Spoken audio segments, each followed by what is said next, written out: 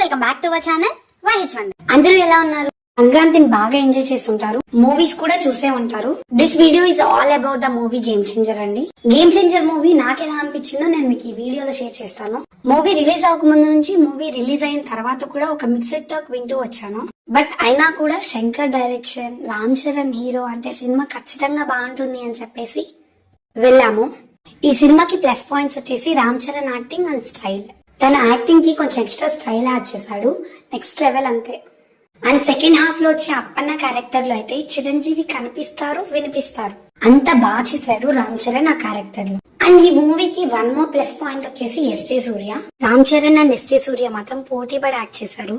చాలా మంది మూవీలో కామెడీ లేదు, అసలు కామెడీ వర్కౌట్ అవ్వలేదు అని చెప్పన్నారు. అదైతే నేను అసలు యాక్సెప్ట్ చేయను. అండ్ పాటలు చూడడానికి చాలా బాగున్నాయి. మూవీ ఎక్కడా కూడా బోర్ కొట్టలేదు, అక్కడక్కడ వచ్చే ట్విస్ట్లు కూడా బాగున్నాయి.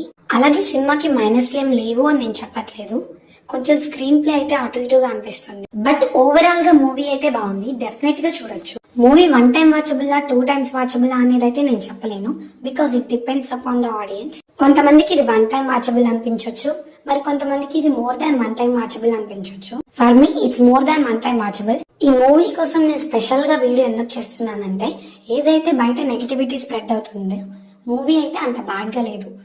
It is a good film. ఎవరైనా ఈ నెగిటివ్ టాక్ బేస్ చేసుకుని మూవీని చూడకపోయింటే మాత్రం తప్పకుండా మూవీని చూడండి, డెఫినెట్ గా మీరు ఎంజాయ్ చేస్తారు.